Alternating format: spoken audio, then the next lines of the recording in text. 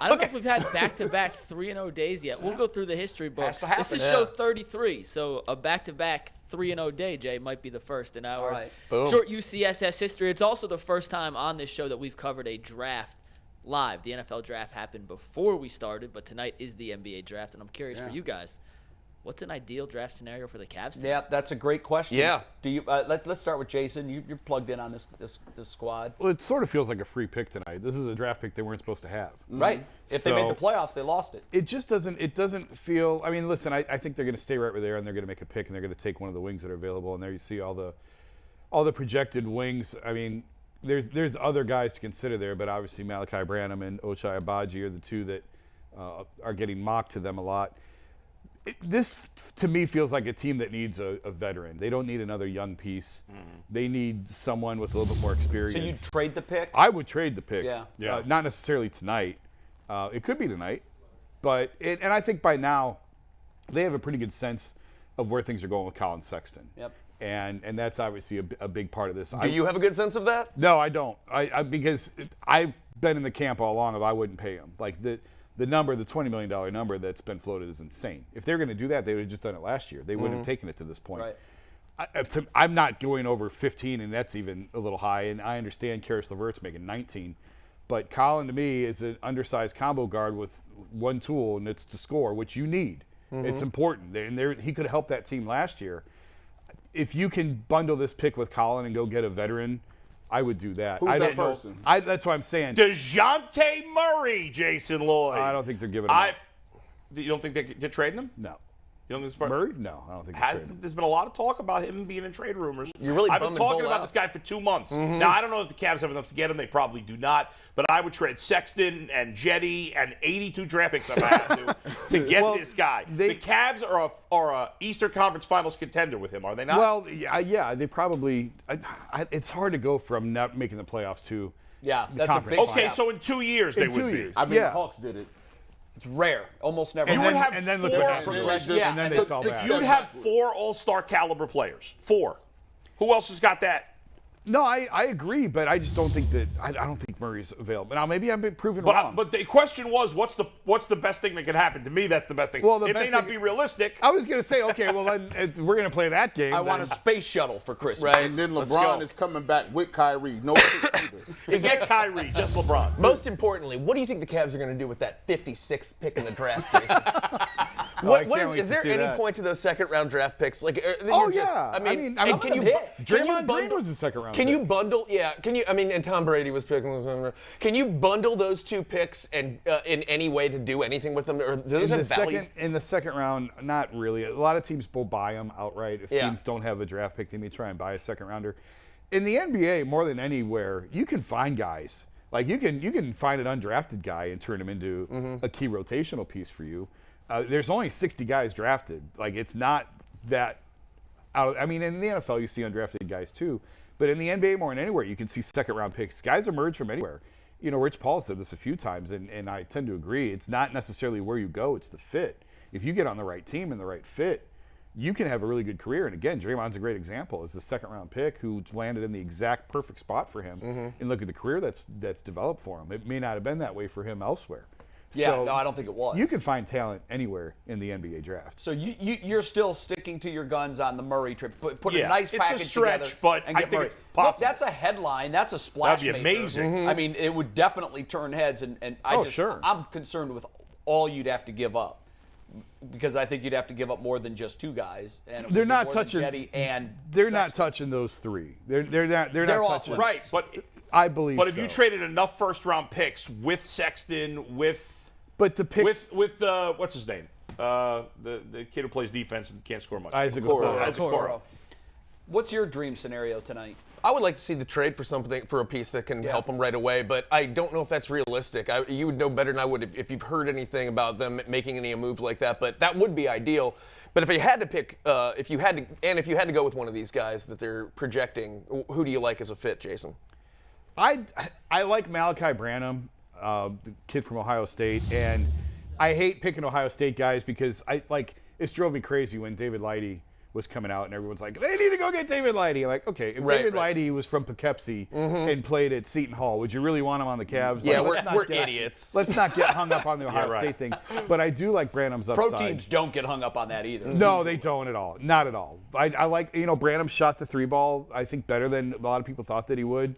I was doing a radio show the other day, and we were talking to Holtman. I forgot his name for a minute. Chris Holtman. And he said, yeah, he shot it better than a lot of people thought, but we kind of knew that he had that in him. So he's a young kid. He's got a lot of growing up. He has to get bigger. Not growing up to do in terms of he's immature, but he's only 19. He's got to grow. He'll get his man body, and his game will change when he does. Right.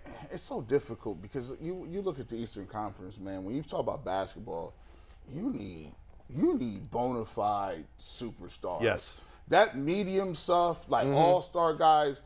I just saw Jason Tatum look great for a couple games, and then you saw what real superstars look like when you got to get it done.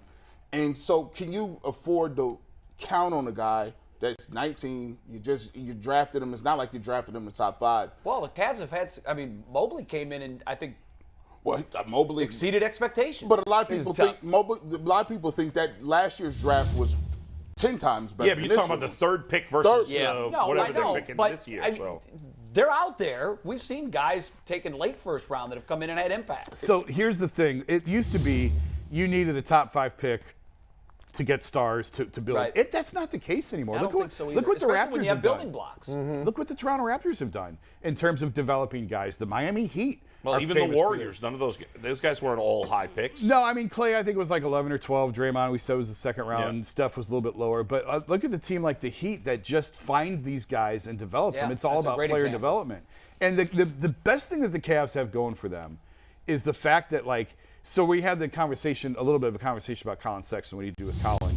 He's the oldest and the furthest along in his career, and he is the most disposable of those 4 guys that we're talking about: Jarrett, Mobley, Darius, and now Collin. So Darius is going to get his big money extension this summer. He's going to sign a max. That's not even a negotiation. That's going to happen. The best thing going in the Cavs' favor is the fact that their best player is the youngest. So Evan Mobley, in my opinion, is going to be a superstar. He is the building block. He is the guy. He's the number 1 option on a title team. And he's got the longest runway in front of him because he's coming off his rookie year. The problem that the Hawks are going to run into is Trae Young was their first. So now his contract clock gets sped up, and now you're trying to fit these pieces around him, and you've got that sense of urgency. The Cavs are in a good spot because of the fact that their best piece came last. And that's a huge difference. Look at New Orleans with Zion Williamson trying to figure out, what do we do with this guy? Yep. And they're sort of out of time on that. And that's where I really I've been really hard on the Cavs at times over the last couple of years. I didn't like the way the championship window closed. I felt like they sabotaged their last season with LeBron. It didn't have to go that way. But now that we are where we are now, and the fact that Evan is here and Evan came last, this guy is going to be sensational. Yeah. And I still believe he's a guy who could develop into being a little bit more of a wing player. Everyone keeps saying, no, he's a post guy, and whatever, fine. If you get Chris Bosh for the next 6 years, you'll take it. Yeah, you'll take it. And he has that potential to be that. And guy. we have him trapped under that rookie contract for a long time, which is wonderful. That's the whole point. That's the whole point. He's gonna and he'll sign his extension. Is he gonna stay here throughout the life of the extension? I don't know. But if his dad tells him to, he will. You're gonna. That's what I love about him. You're gonna get 7 years. They're gonna stay there. They like you. You're gonna get 7 years out of Evan at minimum. Yeah. So and you that got 6 more to go. So you can really sit back and see what you need. I don't think they're gonna trade Sexton. I think they're going to go forward with him and see how he fits in with these pieces because we don't know.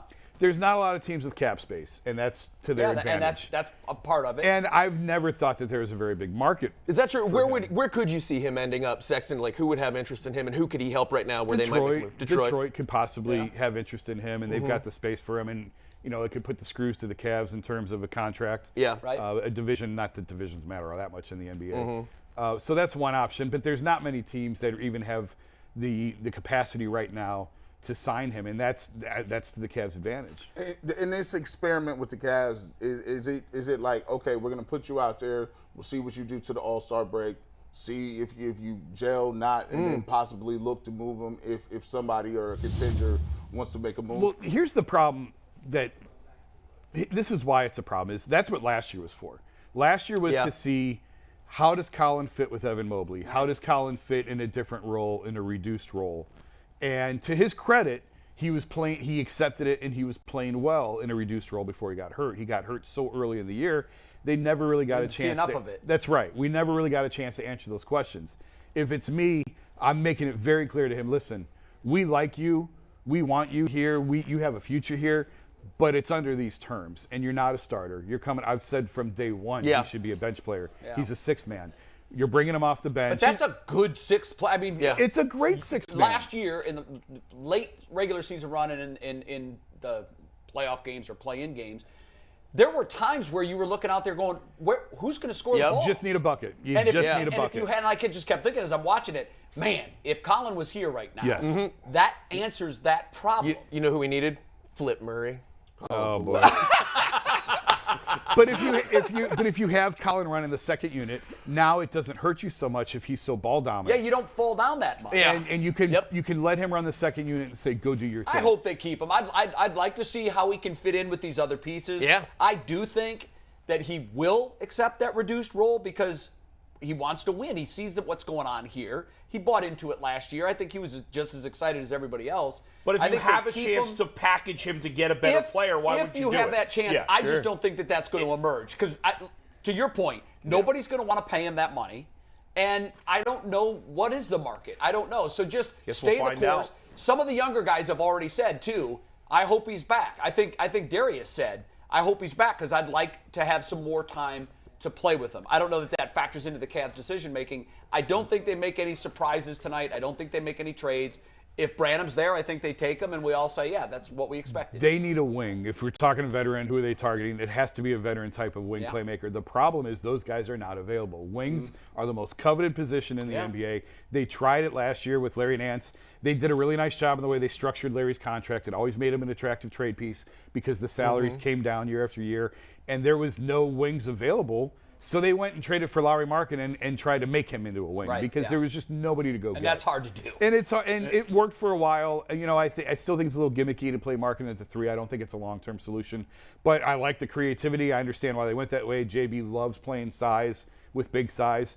So we'll see. If a deal like that presents itself, I think they would jump at it. It's so hard to go out and acquire wings. Wings in the NBA are like starting quarterbacks in the NFL. They're starting pitching in baseball. Wow. It's really hard to get those guys. The fun of it is you never know what's going to unfold, how the picks are going to unfold before the Cavs make their selection.